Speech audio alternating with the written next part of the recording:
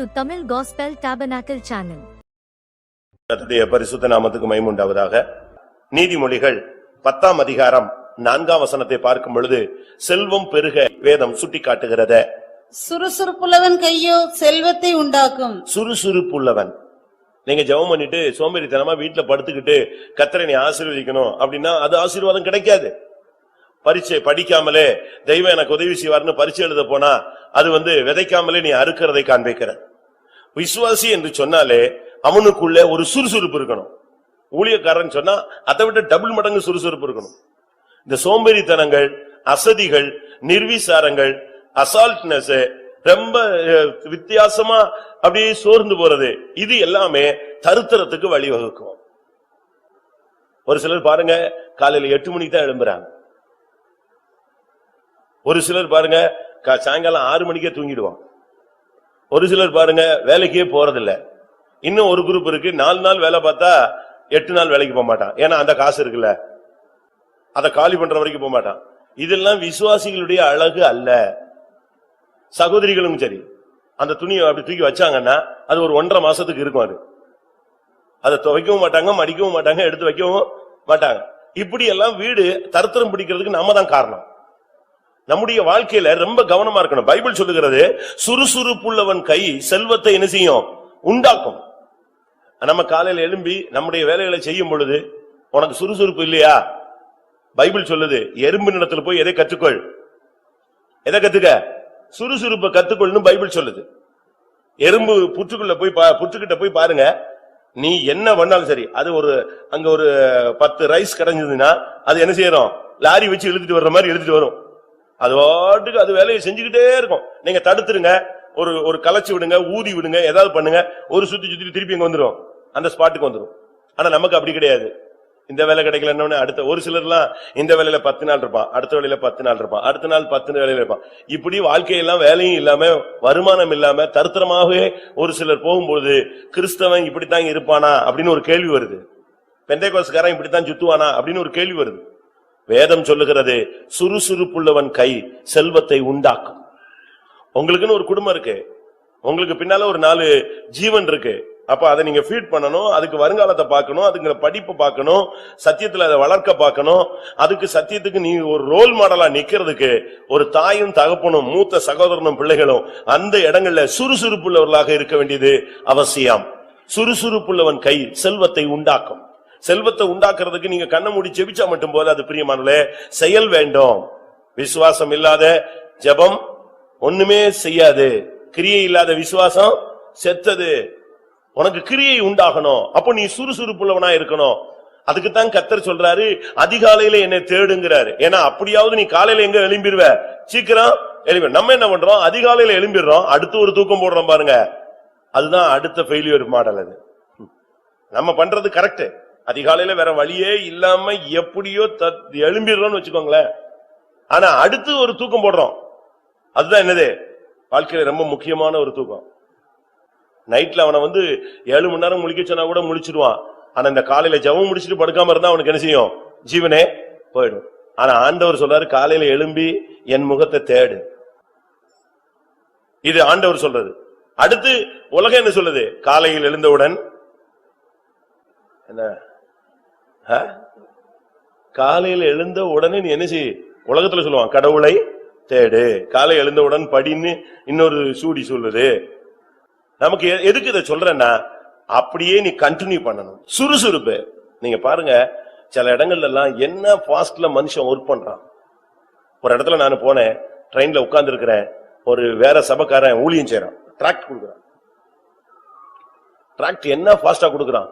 ஏன்னா அடுத்த ட்ரெயின் வர்றதுக்குள்ள அவன் கையில உள்ள நோட்டீஸ்ல பாதி எழுஞ்சிடணும், கொடுத்துடணும். அதாவது அவனுடைய மனசுல ஒரு திருப்தி, இன்னைக்கு இத்தனை ஆயிரம் பேருக்கு நோட்டீஸ் கொடுத்துட்டேன், டிராக்ட் கொடுத்துட்டேன். அதுல ஏதாவது ஒண்ணு வேலை செஞ்சு ஒரு ஆத்மா சந்திக்கப்பட்டா கூட பரலோகத்துல அவனுக்கு என்ன உண்டு? பிரதிபலன் உண்டு. நம்ம எவ்வளவு சுறுசுறுப்பா இருக்கிறோம். இன்னும் கொஞ்சம் தூங்கட்டும், இன்னும் கொஞ்சம் இருக்கு விடியட்டும் சொல்லி என்ன செய்வானா? தன் காலை முடக்கி கையை முடக்கி என்ன செய்வான்? படுத்துக்கொள்வான்னு பைபிள் சொல்லுது. நமக்கு எவ்வளவு பேருக்கு சுறுசுறுப்பு இருக்கு? ஆசீர்வாதம் இல்லாதவங்க இன்னையில இருந்து இந்த பைபிள் கான்செப்ட கொஞ்சம் ட்ரை பண்ணி பாருங்க. காலையில 4 மணிக்கு எழும்புங்க, 6 மணிக்கெல்லாம் பிசினஸ் தொடங்குங்க, ஓடுங்க, வேலையை செய்யுங்க, வீட்டு வேலையெல்லாம் செய்யுங்க. இந்த கடைசி நேரத்துல போய் முட்டிக்கிட்டு கிடக்க வேண்டிய அவசியமே கிடையாது. ஆவிக்குரிய ஜீவியத்துல சுறுசுறுப்புள்ளவன் கை செல்வத்தை உண்டு பண்ணும் என்று சொல்லி இருக்கிறது. நீதிமொழிகள் 21:5. நீதிமொழிகள் 21:5. ஜாக்கிரதை உள்ளவனுடைய நினைவுகள் செல்வத்துக்கும் பதறுகிறவனுடைய நினைவுகள் தரித்திரத்துக்கும் ஏதுவாகும். ஜாக்கிரதை உள்ளவனுடைய நினைவு முழுவதும் செல்வத்துக்கு நேரா போகும்.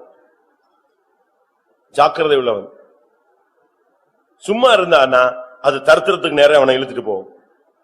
நம்முடைய ஜீவியத்துல எப்பொழுதுமே நம்முடைய ஜீவியத்துல ஊழியத்துல நம்முடைய வருமானத்தை குறித்த ஒரு ஜாக்கிரதையான ஒரு சிந்தை இருக்கணும். எப்பவுமே நமக்கு அப்படி இருக்கணும். நம்முடைய ஆளுங்களுக்கு பாதி பேருக்கு பிசினஸ் பண்ணவே தெரியாது, ஏமாந்துருவாங்க. ஏன்னா உடனே சொல்லுவாங்க, நாங்க அவங்கள மாதிரி பொய் சொல்ல வேண்டியிருக்கு, பொய் சொல்ல முடியாது, அப்படி இப்படின்னு சொல்லுவாங்க. பொய்யும் சொல்ல வேண்டாம், ஒண்ணுமே சொல்ல வேண்டாம். நீ கரெக்டா நின்னு பாரு, கர்த்தர் உன்னை ஆசீர்வதிச்சு எங்கேயோ நினைச்சுவாரு கொண்டு போவார். ஆண்டவரால முடியாது ஒண்ணுமே கிடையாது. தெய்வீகமாய் வாழ்ந்து செல்வ சிறப்பாய் மாறின எவ்வளவோ பேர் இருக்கிறாங்க. அதுக்கு எத்தனையோ சாட்சிகள் உண்டு, வேதத்திலும் உண்டு, உலகத்திலும் உண்டு. ஆவிக்குரிய ஜீவியத்துல வந்த பின்பு நம்ம எப்பொழுதும் ரொம்ப ஜாக்கிரதையா இருக்கணும். நம்முடைய வார்த்தை, நம்முடைய இடைபடுதல், நம்முடைய பாதுகாப்பு தன்மை எப்பொழுதுமே ஒரு அலர்ட்னஸ் நமக்குள்ள இருந்துகிட்டே இருக்கணும். எப்பவுமே உனக்குள்ள ஒரு மணி அடிச்சுக்கிட்டே இருக்கணும், ஒரு ஜாக்கிரதை இருந்துகிட்டே இருக்கணும். உன்னுடைய எல்லா காரியங்களை குறித்து ஜாக்கிரதையுள்ளவனுடைய நினைவு செல்வத்துக்கு நேராக போய்கொண்டே இருக்கும். அவனுடைய மைண்ட் எப்பொழுதுமே கரெக்டா இருக்கும். அப்படிப்பட்ட ஒரு ஆவிக்குரிய வாழ்க்கையை தேவன் எதிர்பார்க்கிறார். நீங்க தேவனை நம்பி நின்னு பாருங்க, உங்களுக்கு ஐஸ்வரியத்தை சம்பாதிக்கத்தக்கதான பலனை தேவன் என்ன செய்கிறார்? தருகிறார். உபாகமம் 8ஆம் அதிகாரம் 18ஆம் வசனத்துல ஐஸ்வரியத்தை சம்பாதிக்கத்தக்கதான பலனை கர்த்தர் தான் தருகிறார். அது ஒரு பலன்.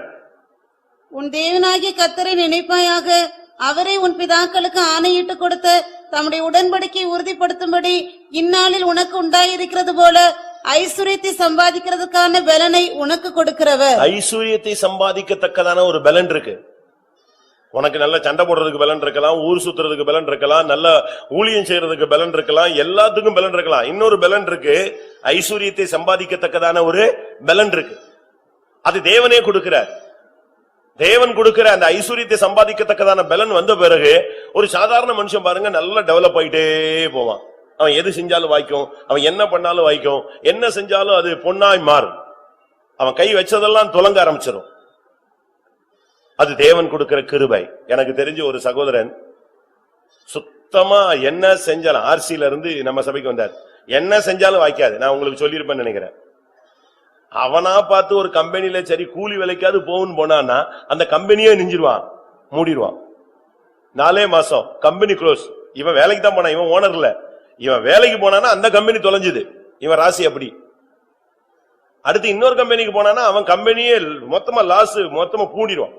இப்படியே அவனுடைய வாழ்க்கையில கல்யாணம் கட்டினா லைஃப்லயும் சந்தோஷம் இல்ல, கையின் பிரயாசத்துல ஒண்ணுமே இல்ல, தானா தொழில் செஞ்சா வாய்க்காது, வேலைக்கு போனா கம்பெனி மூடிடுவான். இப்படியே இருந்த மனுஷன் ஆனா கர்த்தரை நம்பி நம்ம சபைக்குள்ள கால் எடுத்து வச்சான். ஆவியானவர் அவனை கொண்டு வந்தார். அருமையான ஒரு மார்க்கத்துக்குள்ள இழுத்துட்டு வந்த உடனே அதுக்கு பிறகு பாத்தீங்கன்னா இவனால பல கம்பெனி மூடி இருக்குன்னு ஒரு ஓனருக்கு தெரியும். அவன் தான் அப்ப வேலை கொடுத்து வச்சிருந்தான். இவன் வேலையில இருக்கும் போதுதான் இவன் எங்க வர்றான், நம்ம சர்ச்சுக்குள்ள கால் எடுத்து வைக்கிறான். கால் எடுத்து வச்ச உடனே இவனுக்கு டெவலப் ஆகுது. ஒவ்வொரு தீர்க்க தரிசனங்கள், ஒவ்வொரு பிரசங்கங்கள், பைபிள் படிக்கும் போது, அபிஷேகத்தில் நிரம்பும் பொழுதெல்லாம் இவனுக்கு நமக்குள்ள இருக்கிற சாபம் நெஞ்சிருச்சே, போயிடுச்சே, நம்மளாலும் சம்பாதிக்க முடியும், நம்மையும் தேவன் ஆசீர்வதிப்பாரு, நாம செய்யற தொழிலை இனிமேல் தெய்வம் ஆசீர்வதிப்பாருன்னு இவனுக்கு ஒரு நிச்சயம் வந்தது. அப்படினால அந்த ஓனர்ட்ட போய் கேட்டான், எனக்கு ஏதாவது ஒரு லைனை பிரிச்சு கொடுத்தீங்கன்னா நான் வேணா உங்களுக்கு கீழ்ப்படிஞ்சு செய்யறேன். அவன் உடனே வந்து சொன்னான், நீ இதுவரைக்கும் செஞ்சது ஒண்ணுமே நீ செய்யல, வாய்க்கல. நீ தொடங்கின கம்பெனியும் மூடியாச்சு, நீ போய் சேர்ந்த கம்பெனியும் மூடியாச்சு. ஒழுங்கா வேலையை பாரு, அமைதியா நான் சொல்ற வேலையை பார்த்துட்டு சம்பளம் வாங்கி சாப்பிட்டுட்டு இருந்தான். ஆனா இவனுக்குள்ள ஒரு தூண்டுதல் இல்ல, உன் மேல இருக்கிற சாபம் நெஞ்சிருச்சு, போயிடுச்சு, உன் மேல இருக்கிற போராட்டம் போயிடுச்சு, உன் கைய தேவன் ஆசீர்வதிக்கிறாரு, நீ வாக்குத்தத்தத்துக்கு சொந்தக்காரன், தேவன் அவனுக்கு உனக்கு ஐஸ்வரியத்தை சம்பாதிக்கத்தக்க பலனை நான் கொடுக்கிறேன்னு சொல்லிட்டாரு. திரும்பவும் போய் கேட்டான், அவன் தரமாட்டேன்னு சொன்னான். இவன் வெளியே வந்து தனியா ஒரு லைன்ல ஸ்டார்ட் பண்ணா, தூத்துக்குடியில தான் ஸ்டார்ட் பண்றான். அங்க ஸ்டார்ட் பண்ணும்போது அந்த கம்பெனிக்கு இவன் போன் பண்ணி சொல்லிட்டான். அந்த ஓனர் என்கிட்ட வேலை செஞ்ச ஒரு ஆள் வருவான், பக்காவா போய் சொல்லுவான், நீங்க அவனுக்கு நெஞ்சிடாதீங்க, ஆர்டரே கொடுத்துறாதீங்க, அவனை நம்பி பணத்தையும் கொடுத்துறாதீங்க, ஆர்டரும் கொடுத்துறாதீங்க அப்படின்னு அந்த கம்பெனி ஓனருக்கு இவன் வேலை பார்த்த கம்பெனி ஓனர் சொல்லிட்டான். இது இவனுக்கு தெரியாது. இவன் ஜெபம் பண்ணிட்டு எங்க போறான், ஆர்டர் எடுக்கிறதுக்கு போறான். அங்க போன உடனே அந்த ஓனர் பயங்கரமா, ஏன்னா இவன் சொல்லி கொடுத்தான் பாத்தீங்களா, அதனால கேள்வி கேட்கிறான், உனக்கு மிஷின் இருக்கா? அவன் என்ன நினைக்கிறான், இவன் இருக்குன்னு போய் சொல்லுவான். இவன் சொன்னா எனக்கு மிஷினே இல்ல. சரி, வேலையாட்கள் வச்சிருக்கிறியா? இல்ல. இல்ல, நீ ஆர்டர் கொடுத்தா அதை செய்யறதுக்கு உனக்கு கையில பணம் இருக்கா? இல்ல. ஆமா, ஒண்ணுமே இல்லங்கிற எப்படி நீ செய்வ பிசினஸ்? அப்ப அவன் சொன்னா, நீங்க கொஞ்சம் அட்வான்ஸ் கொடுத்தா நான் செஞ்சு உங்களுக்கு உண்மையா இருக்கிறேன். அந்த வார்த்தை அவனுக்கு டச் ஆயிடுச்சு. அவன் சொன்ன மாதிரி இவன் போய் சொல்லல, மிஷின் இருக்குன்னு சொல்லல, ஆள் இருக்குன்னு சொல்லல, வருமானம் கையில இருக்கு, இன்வெஸ்ட் பண்றதுக்கு பணம் இருக்குன்னு சொல்லல, நம்மகிட்டயே கேட்டு நமக்கு பிசினஸ் பண்ணி தராங்கறான்னு சொல்லி உடனே அவனுக்கு மனசுல கர்த்தர் பேசி அவன் ஒரு அமௌண்ட் கொடுத்து நெஞ்சான், ஸ்டார்ட் பண்ணுனா. இன்னைக்கு எங்கேயோ போயிட்டான். அதுக்கு பிறகு அவனுக்கு ஒரு சின்ன ஆசை, இத்தனை வருஷமா பிறந்ததுல இருந்து நமக்கு ஒரு சின்ன நிலம் கூட இல்லையே, அதனால கொஞ்சம் ஒரு அரை சென்டாவது எங்கேயாவது நமக்கு ஊர்ல என்ன வேணும், இடம் வேணும்னு அவனுக்கு ஒரு அற்ப ஆசை. நம்ம ஆளுங்களுக்கு ரொம்ப ஆசை இருக்கு, அவனுக்கு ஒரு சின்ன அற்ப ஆசை. அந்த ஆசையில ஒரு பிளாட் போட்டு ஒரு ஆள்கிட்ட போய் கேட்டான், எனக்கு கொஞ்சம் இடம் எங்கேயாவது ஒரு ஓரத்துல கொடுத்தீங்கன்னா நல்லா இருக்கும். அவன் இவன்ட்ட சொன்னான், அவன் ஏற்கனவே பிளாட் போட்டு எல்லாத்தையும் அட்வான்ஸ் வாங்கியிருக்கான், ஒருத்தனும் ரிஜிஸ்டர் பண்ணல. இவன் போய் கேட்ட உடனே அவன் சொன்னா, நீ ரிஜிஸ்டர் பண்ணுவியா, ஃபர்ஸ்ட் ரிஜிஸ்டர் பண்ணுவியான்னு கேட்டான். இவன் தான் கிடைச்சா போதுன்னு இருக்கானே, நாளைக்கே ரிஜிஸ்டர் பண்றேன், அப்ப உனக்கு இந்த இடம் தாரேன்னு சொல்லிட்டு உடனே ரிஜிஸ்ட்ரேஷன் பண்ணிட்டான். இவன் ரிஜிஸ்ட்ரேஷன் பண்ணி முடிச்ச அடுத்த நாள் அட்வான்ஸ் கொடுத்ததுல பாதி பேர் வந்து நான் ரிஜிஸ்டர் பண்றேன் உடனே இவனுக்கு அந்த பிளாட் அந்த ரியல் எஸ்டேட் போட்டவனுக்கு மைண்ட்ல வந்துருச்சு, இவன் வந்து கை வச்ச பிறகுதான் எது ஸ்டார்ட் ஆயிருக்கு, நமக்கு பிசினஸே ஸ்டார்ட். அவ்வளவுதான். அடுத்த ட்ரிப் அவன் ரியல் எஸ்டேட் எங்க ஸ்டார்ட் பண்ணாலும் இவனை கேட்கறது இல்லை, இவன் பேர்ல என்னது ஒரு பிளாட். அவனே எந்தெந்த இடத்துல எல்லாம் பிளாட் போடுறானோ அங்கெல்லாம் இவன் பேர்ல கூப்பிட்டு போன்ல சொல்லுவான், நீங்க வந்து பணம் கட்டாட்ட கூட பரவாயில்ல, ரிஜிஸ்டர் பண்ணிட்டு போயிருங்க, எப்பமாவது வந்து நினைச்சீங்க செட்டில் பண்ணுங்க. உன் மேல இருக்கிற சாபம் மாறும். கர்த்தர் உனக்கு ஐஸ்வர்யத்தை சம்பாதிக்கத்தக்க பலனை என்ன செய்கிறார், இன்றைக்கு தருகிறார். எத்தனை பேர் விசுவாசிக்கிறீங்க? தேவனுடைய வார்த்தையை நீங்க விசுவாசிக்கும் பொழுது அது உங்களுக்குள்ளே பலன் செய்கிறது. நீதிமொழிகளை சொல்லி இருக்கிறது, கர்த்தருடைய ஆசீர்வாதம் ஐஸ்வர்யத்தை தரும், அவதினோடு அவர் வேதனையை கூட்டார். ஆண்டவர் உனக்கு ஆசீர்வாதம் கொடுத்துட்டாருன்னா அதுல பிரச்சனையே இருக்காது. ஆண்டவர் கொடுக்காத ஆசீர்வாதம் தான் பிரச்சனை. ஆண்டவர் உன்னை ஆசீர்வதிக்கணும்னு சொல்லி ஒரு ஆசீர்வாதத்தின் கதவை திறந்து கொடுத்துட்டாருன்னா அதுல வேதனையே இருக்காது என்று வேதம் சொல்லுகிறது. நமக்கு தேவன் ஆசீர்வாதத்தை தேவன் கொடுக்கிறார். பிரசங்கி 6ஆம் அதிகாரம் 2ஆம் வசனம் பாருங்க. தேவன் தான் ஒருத்தனுக்கு செல்வம், கனம், சம்பத்து எல்லாவற்றையும் கொடுக்கிறவர். அதாவது ஒருவனுக்கு தேவன் செல்வத்தையும் சம்பத்தையும் கனத்தையும் கொடுக்கிறார். பாத்தீங்களா, தேவன் தான் அதை கொடுக்கிறார். ஒரு மனுஷனுக்கு செல்வத்தை கொடுக்கணுங்கிறது தேவனுடைய திட்டம். இத்தனை வயசுக்கு பிறகு இத்தனை வந்த சூழ்நிலையில வரும் பொழுது அவனுடைய கண்ணீரை கண்டு, அவனுடைய வேதனையை கண்டு, அவனுடைய பாதையை கண்டு தேவன் அவனுக்கு செல்வத்தையும் வசதியும் தேவன் கொடுக்கிறார். ஒரு சிலர் சொல்லுவாங்க, என்னாலதான் அவன் பெரிய பணக்காரன் ஆயிட்டான், நான் தான் அவனை தூக்கி விட்டேன், அவன் எங்கேயோ போயிட்டான் அப்படின்னு சொல்லுவாங்க. அது உண்மையா கூட இருக்கலாம், அதை பத்தி நீங்க கவலைப்பட வேண்டிய அவசியம் கிடையாது. ஒரு சிலர்லாம் அப்படித்தான். அது நமக்கு கிடைச்ச வாய்ப்பை நம்ம என்ன செய்யறோம், பயன்படுத்துறோம். இப்படி ஒரு வார்த்தை யாக்கோபுக்கு வந்தது. ஆதியாகமம் 31:1 பாத்தீங்கன்னா, யாக்கோபனுடைய மாமனாருடைய பிள்ளைகள் எல்லாம் சொன்னாங்க, நம்ம தகப்பனுடைய பொருள்ல இவன் பயங்கர பணக்காரனா மாறிட்டான். வாசிங்க. பின்பு லாபானுடைய குமாரர் எங்கள் தகப்பனுக்கு உண்டானவைகள் யாவையும் யாக்கோபு எடுத்துக்கொண்டான் என்றும், எங்கள் தகப்பனுடைய பொருளினாலே இந்த செல்வத்தை எல்லாம் அடைந்தான் என்றும் சொன்ன வார்த்தைகளை யாக்கோபு கேட்டான். எப்படிப்பட்ட வார்த்தைகள் வருது பாத்தீங்களா? உண்மைதான், யாக்கோபுக்கு ஒண்ணுமே கிடையாது, ஃப்ரீயா தான் வந்தான். ஆனா தேவனுடைய வாக்குத்தத்தம் அவனுக்கு இருந்தது. அந்த வாக்குத்தத்தத்தை பிடிச்சிட்டு டைம் கிடைக்கும் பொழுது அவன் இந்த செல்வத்தை எல்லாம் பெற்றுக்கொண்டான். இரவும் பகலும் அவன் கஷ்டப்பட்டான். அதை குறித்து அவன் பாடுகளை குறித்து சொல்றான். இரவில் பனி என்னை என்ன செஞ்சது, பனியும் குளிரும் என்னை பட்சித்தது, வெயில் என்னை வேகடித்தது, 10 முறை என் சம்பளம் மாற்றப்பட்டது, எவ்வளவோ நான் கஷ்டப்பட்டேன், எனக்கு தேவன் இந்த செல்வங்களை தந்தார். அப்படினால ஆவிக்குரிய ஜீவித்துல வந்த பிறகு செல்வத்தை நாம் பெற்றுக்கொள்ள வழிமுறைகள் தெரியணும். விசுவாசிகள் இன்றையிலிருந்து ஜெபம் பண்ணுங்க, கர்த்தாவே நான் யாரு கையிலையும் என்ன செய்யக்கூடாது, கையேந்த கூடாது. இறைவனிடம் மாத்திரம்தான் நீங்க என்ன செய்யணும், கையேந்தணும்.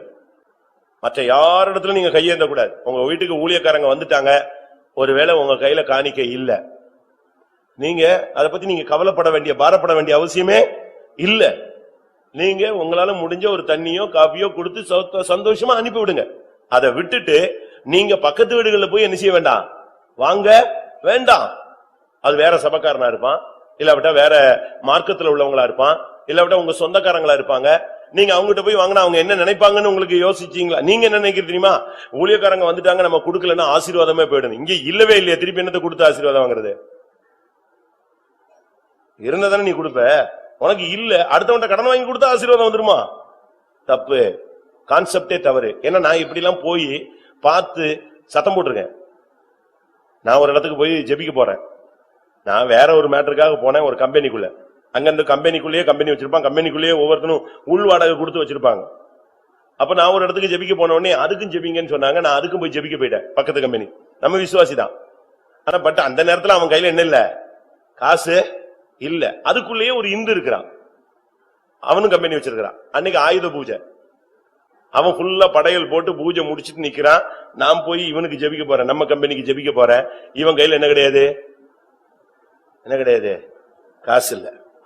இவன் என்ன பண்ணா தெரியுமா, நான் ஜெபிச்சு முடிக்கிறதுக்குள்ள அவன்கிட்ட போய் ஆயுத பூஜை முடிச்சவன்ட்ட போய் காசு வாங்கிட்டு வந்துட்டான். எனக்கு அதை பார்த்துட்டு அந்த காணிக்கைய வாங்குறதுக்கும் மனசு இல்ல, ஆசீர்வதிக்கிறதுக்கும் மனசு இல்ல. என்ன பண்றது, வேண்டான்னு சொல்லியாச்சு.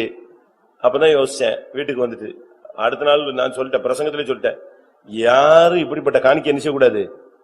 நீங்க யோசிங்க, உங்க மைண்ட் எப்படி ஒர்க் ஆகுது, என் மைண்ட் உங்க மைண்ட் வித்தியாசம் இருக்கான்னு பாக்கலாம். அது சரியா? அவன் என்ன நினைப்பான்? ஒரு ஊழியக்காரன் வர்றாங்க, உடனே இவன் காசுக்கு அலைகிறான், யார்கிட்ட போய் வாங்கிட்டு வரான்? ஆண்டவர் தான் அதை அக்செப்ட் பண்ணுவாரா? என் பிள்ளையே, நீ பக்கத்துல அவன்கிட்ட போய் வாங்கி கொடுக்காமல் விட்டு விட்டா என்ன சொல்வாரு? அவரு நினைப்பாரு, இவன் காலையில வரும் பொழுது நான் கொடுத்த ஆசீர்வாதத்தை இவன் பாக்கெட்ல வைக்காம செஞ்சான், வந்தான். அப்படித்தான் அவர் யோசிப்பார். ஒரு தேவனுடைய பிள்ளை சரியான விதத்துல நடந்துக்கணும். எந்த இடத்துல எப்படி நடக்கணும் நமக்கு ஒரு ஞானம் இருக்கணும். எந்த இடத்துல எப்படி பேசணும், எப்படி நடந்துக்கணும். உனக்கு அது இல்லனா அந்த அந்நிய மனுஷன் வாங்கி கொடுக்கும்போது அவன் என்ன நினைப்பான்? நீ ஆராதிக்கிற தேவன் எப்படிப்பட்ட தேவன்? நீ ஆராதிக்கிற தேவன் சர்வ வல்லமுள்ள தேவன். வானமும் பூமியும் அவருடையது, ஒன்னும் வெளியும் என்னுடையது, பூமியும் அது நிறைவும் என்னுடையதுங்கிறார். நீ அந்நிய மனுஷன் கையெடுத்து வாங்கிதான் நீ கொடுக்கணும்னு உன் தலையெழுத்துல எழுதல. நல்லா விளங்கிக்கணும். நமக்குன்னு தேவன் ஒரு செல்வத்தை வைத்திருக்கிறார். நீ சுறுசுறுப்பாயிரு, தேவன்கிட்ட கேளு. ஐஸ்வர்யத்தை சம்பாதிக்கத்தக்க பலத்தை தேவனிடத்துல கேளு.